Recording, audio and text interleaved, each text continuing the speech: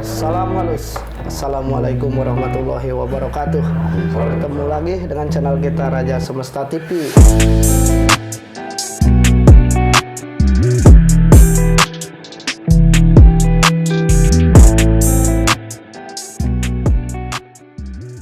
Sabda pandita menggetarkan negeri langit. Sabda pandita memeringkan isi bumi. Raja semesta biaskan cahaya. Jadi di acara ini ruang cerita. Betul. Jadi akan menceritakan tentang kaitan nih dari konten kita sebelumnya bahwa kita waktu itu eksplor ke Labuhan Ratu. Nah, dan obrolan di sana banyak yang menarik dan pasti banyak kawan semesta yang menanyakan ini. Mungkin kita mulai dari ini aja, dari sejarahnya dulu. Siapakah sebenarnya sosoknya Ratu Kidul kalau ditarik ke sejarah dulu? Nah, mungkin bisa menceritakan itu aja. Insya Allah ya. Ya, sudah bukan bisa, pasti bisa. Nyi Ro Kidul itu sebenarnya itu adalah putri dari Kayangan, namanya Putri Nawang Wulan. Nawang Wulan. Dia harus suruh menjaga Laut Kidul. Oleh siapa? Oleh Batara Guru dan Sang Hyang Antaboga. Nah, kalau Kaler itu Dewi Lanjar, sama juga itu Nawang Sari, sama dari Kayangan semuanya. Gitu. Jadi dia itu bukan bangsa jin ya, bangsa Kayangan. Oh, bangsa Kayangan. Nah, beliau diutus atau diturunkan ke alam dunia apakah sama dengan para berarti Dewi ini ya kalau di sana di Kayangan ya, ayah? Berarti Dewi ini. Iya, Dewi disebutnya. betul. Apakah sama dengan para dewa-dewa yang diturunkan ke alam dunia itu dikutuk gitu atau enggak ini, Mak? Ini macam enggak. Enggak sebenarnya ya. Cuman banyak mitos bahwa Nyi Ro Kidul itu ada yang mitosnya ada yang bunuh diri. Ya, itu kan riwayat-riwayat yang memang sudah berkembang di stigma para masyarakat atau pengetahuan mereka bahwa asal muasalnya itu kan ya, asal muasalnya itu yaitu bahwa ada satu perempuan yang bunuh diri di laut itu dan menjadikanlah sosok itu katanya, karena memang itu berita simpang siur dan alhamdulillah dari pembicaraan kita kemarin itu ya ternyata Bukan. Jadi Nyi Kidul itu Dewi Kayangan Dewi yang Wulan. Iya, Dewi Nawang Wulan. Oh, Nawang Wulan ya. Nawang Wulan. Nawang Wulan.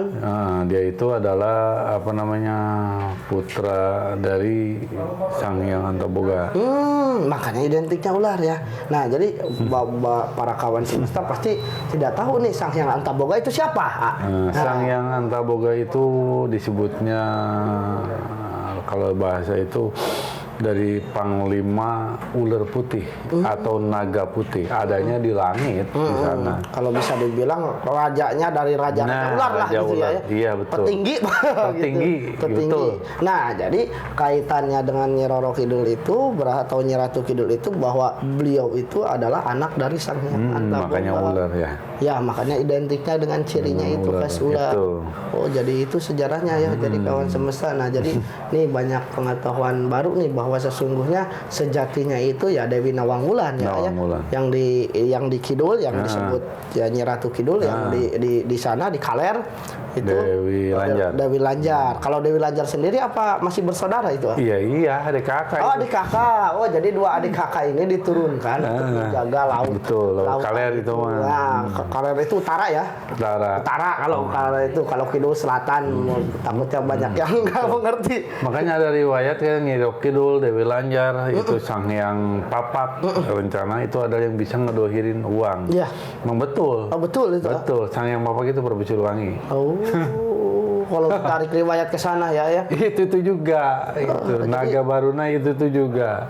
Dalam garis besar mungkin penyebutan atau namanya yang berbeda. Betul. Sebenarnya itu. Betul. Padahal mah heuda eta Eta. Cuma kan peradaban manusia itu dari zaman ke zaman itu kan beda-beda orang. Nah, itulah penyebutan. Orangnya mah penyebutan satu, namanya banyak. Namanya itu. Jadi seperti itu kawan semesta. Jadi dari konten ini atau video ini kita bisa tahu yang sejatinya bahwa asal muasalnya Nyi Ratu Kidul itu dari Kayangan, sebenarnya dari langit. Dari langit.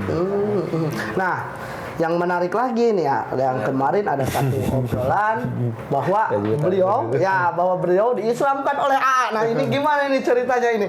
Jadi gini, ceritanya ketika lagi di Purwakarta gitu ya. Nah, yang di situ bulan itu ya, situ pertemuan pertama dia itu. ngomong gini, udah Akang datang ke saya ke sana katanya. Ya akhirnya saya mohon kepada Allah, ya kan, saya malih raga, tapi wujud di sononya, wujud.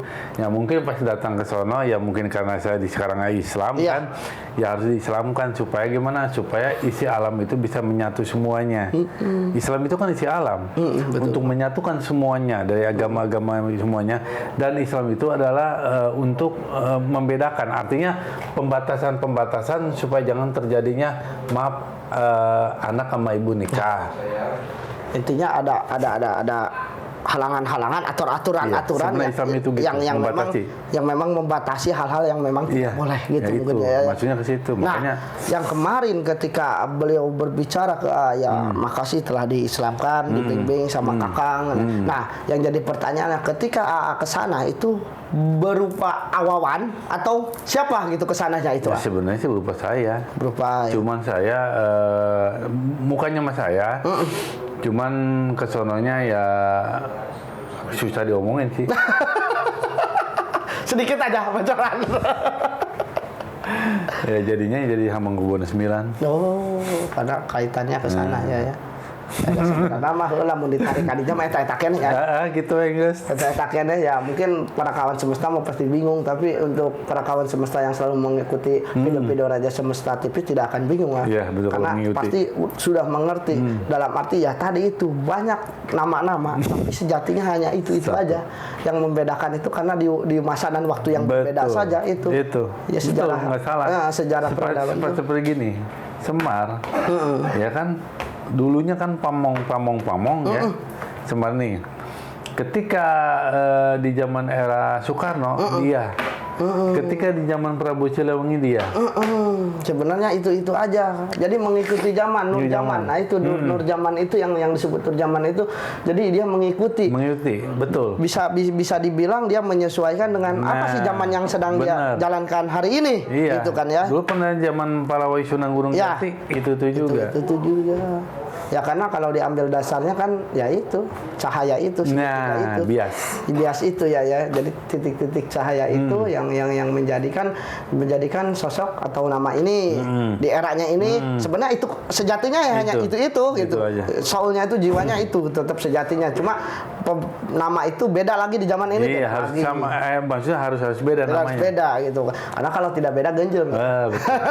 Orang lagi gitu. Ya betul ganjreng yang artinya viral di alam dunia yang membuat nantinya ya kalau berantakan lah. Banyak pertengkaran itu pertengkaran itu makanya dari zaman ini bahkan jauh sebelum ke era peradaban manusia sekarang di zaman Nabi ke sana pun pasti sudah ada itu ya. Itu juga sebenarnya ya. Dari titik cahaya itu sebenarnya yang membuat kan ya sosok ini jadi ini makanya kan ada bahasa Kanjeng Nabi kita Muhammad ya. Muhammad itu arti sebenarnya Nur Muhammad, Nur ada cahaya, Muhammad terpuji. Yang namanya Muhammad itu terpuji. Makanya maaf untuk yang namanya Muhammad kalau nggak kuat jadi bandel anaknya. Ya, betul lah. Dan itu fakta. Banyak yang seperti itu. Kalau kuat subhanallah. Kalau kuat nggak kuat, waduh bandel itu. Makanya berat itu nama sebenarnya. Kata kalau punya anak jangan itulah berat sebenarnya. Ya takutnya ya perjalanan itu. Ketika melewati sosok anak itu, ketika melewati perjalanan kehidupannya itu, maaf kurang ini. Nah itu yang membuat disebut berat itu. Betul. Nah, balik lagi ke topik Nyi Roro Kidul itu atau Nyi Ratu Kidul itu. Nah yang menjadikan tempat itu disebut Pelabuhan Ratu itu kenapa? Pelabuhan itu kan tempat bersanggahnya. Bersanggahnya ratu-ratu. Arti ratu-ratu itu atau raja. Nah, kalau sekarang kan tempat bersandarnya kapal-kapal kan, ya kan? Disebut pelabuhan ya. Pelabuhan kapal. Ratu itu darah raja. Nah, karena terkumpulnya raja ratu itu pasti di daerah pantai. Mungkin di daerah Cina pasti datang ke pantai kan lewat kapal. Nah, dulunya itu adalah banyak kerajaan ratu-ratu. Ratu itu raja, mungkin raja gaib dan raja yang bukan gaib. Ya, mungkin pertama kali diturunkan pun di situ, Iya, mungkin makanya Pelabuhan disebut Ratu. Pelabuhan Nah, Ratu. itu maksudnya. Nah, yang jadi menarik lagi, tadi kan sosok Nyi Ratu Kidul itu identik dengan ular ya, identik dengan ular dan memang anaknya Sang Hyang Antaboga. Nah, kalau Gedeng Permoni itu, Pak. Gedeng Permoni itu anaknya ini apa namanya Batara Guru. Nah, kaitannya apa Sang Hyang Antaboga dengan Sedulur, dilanjut lah itu meren. Kabeh pokoknya sedulur. Berarti ya Putri Gedeng Permoni sama Nyi Ratu Kidul dengan itu Iya, sedulur. lah dulur gitu udah di luhur oke dilanjut gitu anak benar. anak deh gitu meren ya. Benar, iya. Ini om di zaman sekarang ya makanya beda lah orang-orang yang memang mempunyai ciri tanda putih Iya. ataupun yang mempunyai riwayat Ratu Gedeng Permoni itu memang beda orangnya menarik. Satu menarik, keduanya untuk kekayaannya, Kekayaannya alhamdulillah luar memang biasa. udah dari dulunya kan begitu. Ratu lah. Ratu, Karena memegang riwayat uang. Ratu, memegang Gitu. uang. Nah, jadi memang dua karakter itu yang memang udah ada sebenarnya. Udah. Cuma tidak orang-orang tidak pada mengetahui Iya, lah. tidak mengetahui. Intinya karena hanya Betul. orang-orang yang seperti beliau aja yang mengetahui. Maksudnya yang disebutkan Ratu Gedeng Permoni itu apa ya? Orangnya itu memang menarik, keras kepala, bisa diatur, tidak mau kalah, hanya menang sendiri. Ya, ratu lah diatur gitu ya. Pengennya nunjuk-nunjuk terus kalau udah betul. berbicara ngeberebet. Nah, betul. cuma memang yang bagus itu milik rezeki. Ya, itu karena dia kan dulu dia megang keuangan di alam kayangan itu. Nah, itu. Bahasanya di alam hayal itu dia yang megangnya gitu. Ya kalau Semar mah tinggal menciptakan ada dan tiada bahasanya. Dan untuk itu keturunan ya Nyi Ratu Kidul itu Sang Hyang Antaboga anaknya. Memang dari karismatiknya itu yang beda. Iya. Cuma lundat-lendot lah kusorai ku masih kan nanya. kumata. Kan itu kadieu lah. Kasipatanna. gitu. Jadi Gedeng Permoni sama itu teh kesipatannya. Nah, maksudnya. kesipatannya. Cuma memang ya itu dari milik rezekinya memang luar bagus. biasa sekali. Luar biasa. Cuma ya harus sabar. Para suami-suami atau para lelaki-lelaki yang mempunyai kesempatan seperti itu harus sabar. Sabarnya lain, bukan harus lain, ekstra. Kalau kata Abah jangan dipikirkan. Jangan dipikirkan, benar. Ketika beliau berbicara apapun ya itu memang Biarin sudah aja. karakter seperti udah itu. karakter. Miliknya bagus. Miliknya bagus, makanya banyak orang yang datang sini, oh, ini kenapa istri saya kayak gini? Waduh, gitu. Kita mah ketawa aja karena sudah tahu riwayat itu. Ya, udah Ketika tahu. seseorang mengetahui riwayat itu, ya memang dia akan memahami, mengerti ya memang udah seperti ini Ya, kesifatan. betul. Nah, itu luar biasa sekali ya Mas, para ratu-ratu nih Gedeng Permoni. Berbahagialah. Kalian. Nah, untuk ini jadi banyak lagi nih yang disebut tanda putih. Apakah itu berbentuk putih di sini atau Biasanya kalau tanda putih itu garis tapi agak panjang, terus bulat ya, terus kayak pulau. Nah itu tanda putih. Kalau udah ada pulau, ya insya Allah dia bisa menguasai dunia. Dengan jalan ada aja. ada aja gitu ya? Pulau itu adalah peta sebenarnya. Selain tanda di sini ya mungkin dari kegaiban pun ada tanda itu ya. Itu tanda itu lubang gaib. Oh, lubang gaib itu. Makanya orang-orang yang punya tanda gitu maaf agak sensitif. Ya, agak sensitif. Gitu. Dan memang orang-orang yang mempunyai tanda putih itu balik lagi karismatiknya ya. Iya. Luar biasa menarik ke kita itu menariknya itu. Iya. Orangnya sederhana tapi kok ada sisi lain yang memang kok ada orang gitu. Kalau mata lelaki itu inginnya ngeliat terus gitu lah gitu karena memang tarikannya itulah. itu ya. Memang bukan dari mana udah energi murni dari dulunya. Energi murninya itu. Dari dulunya. Nah, jadi banyak mitos dan fakta yang sudah dijawab di konten sebelumnya bahwa yang pertama beliau sudah masuk Islam. Ya. Alhamdulillah ya subhanallah sekali lah itu dari guru besar Sewu gitu. Kita itu mau percaya atau tidak ya kalian menonton sendiri kontennya seperti apa perbincangannya ya.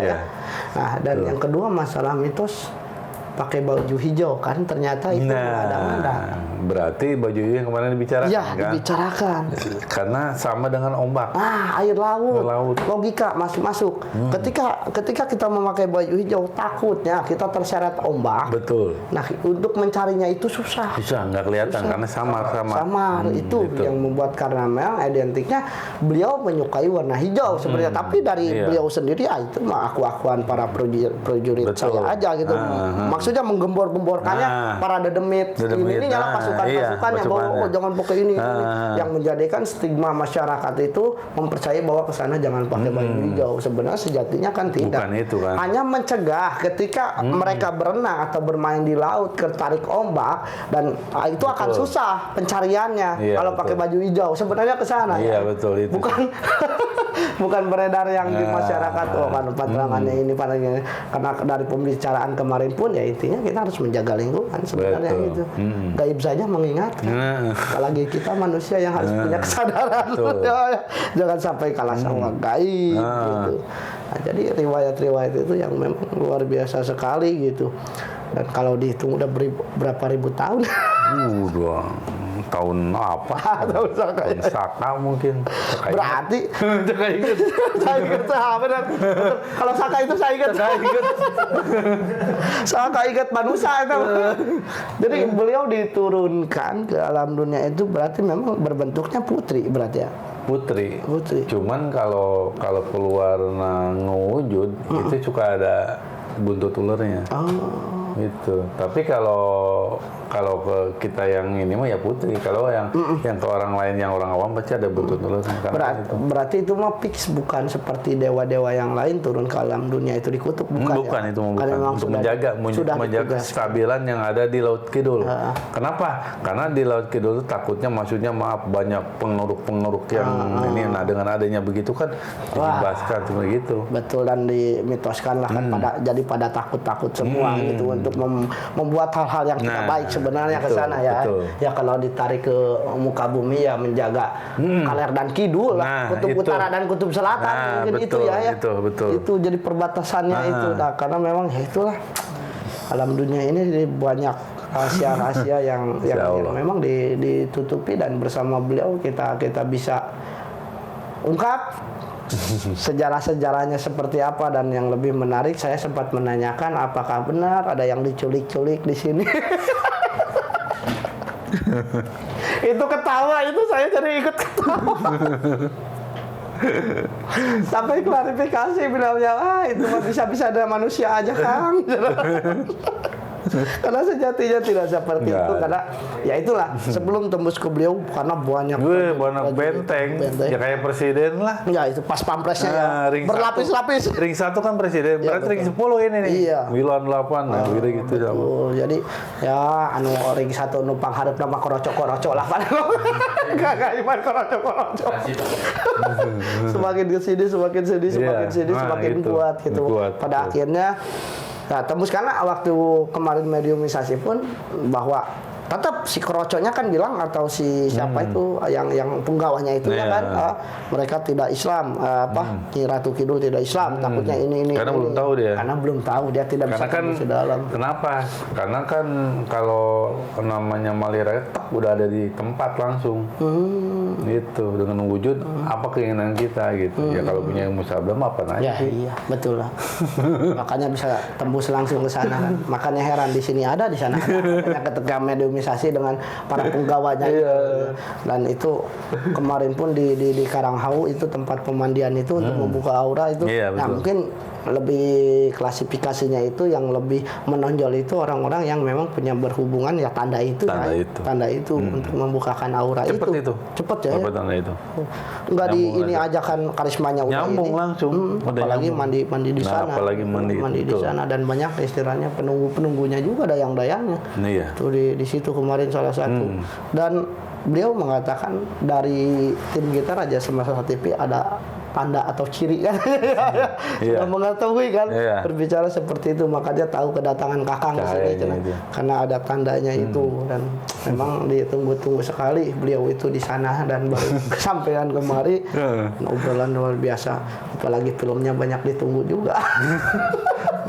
Banyak penasaran karena memang dari situ kita bisa menyimpulkan bahwa yang beredar stigma di masyarakat itu ternyata mitos.